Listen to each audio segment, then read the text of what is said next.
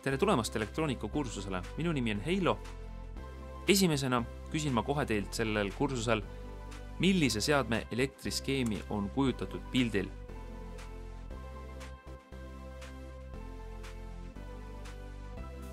Ning õigesti vastasid need, kes ütlesid, et taskulamp. Te näete siin pildil kõige esimest taskulampi maailmas, mis leiutati aastal 1899, kui tekkisid ka kantavad akud. Ja esimeses loengus räägime me lühidalt siis, millest üks taskulamp koosneb, mis asi on elektripinge ning mis asi on elektrivool. Te näete siin ühte kõige tavalisemat taskulampi. Muidugi tänapäeval taskulambid sellised välja ei näe, sellepärast et nad kasutavad enamuses valgustjoode. Aga kõige lihtsamal kujul koostab taskulamp ühest patareist. Antud juhul on see 9-voldise nimipingega.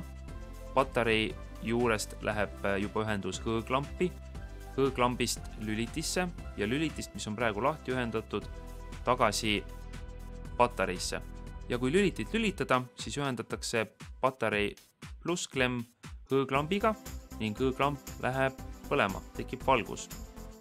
Praegusel juhul on vooluring avatud, aga kui lüliti suletakse, sulgub ka vooluring.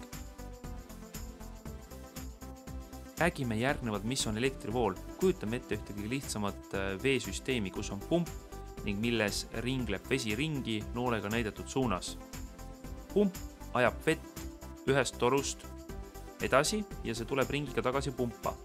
Vesi, mis läbib toru ühes lõikes, võiks nimetada veevooluks ja samamoodi võime me käsitleda ka elektrivoolu, mis läbib juhet. Juhet läbivad laengud, samamoodi nagu veemolekulid läbivad toru. Räägime järgnevalt, mis on elektripinge. Kujutame ette nüüd, et see veesüsteemis on torustikus üks kitsam koht, kust tuleb vett läbi pressida. Ja selleks, et seda vett sealt läbi pressida, peab pump tegema tööd. Pump peab suruma vett läbi. Küsimus teile, mis te arvate, mis juhtub veevooluga kitsamas kohas? On see sama, kiirem või aeglasem? Õigesti vastasid need, kes ütlesid, et see on kiirem. Kitsamas kohas on veevool kiirem, kuna läbi surutakse ikkagi sama kogus vett, aga toru on kitsam.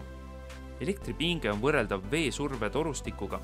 Elektripinge ei ole mitte midagi muud, kui lihtsalt laengute võime paigutada ennast läbi takistuste ja selleks teebki tööd vooluallikas. Kõrval oleval skeemis näeme vooluallikat, mis on tähistatud all ning plussklemmi juures on märk pluss ja me näeme ühte ristkülikut nimega R1. Tegelikult see on tingmärk takistist, kõige tavalisemast takistist. Takistitel võivad olla erinevad suurused, aga mõte on selles, et elektrivool ei saa neid läbida sama lihtsalt, kui läbitakse elektrijuhet. Ehk takistus enne takistit ehk pinge enne takistit on suurem kui pinge pärast takistit.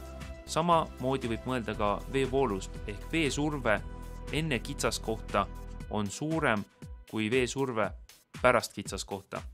Ja võtamegi teema kokku siis taskulambi näitel.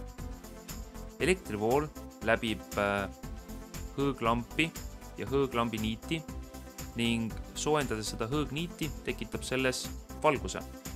Aitäh teile kuulamast esimest loengut!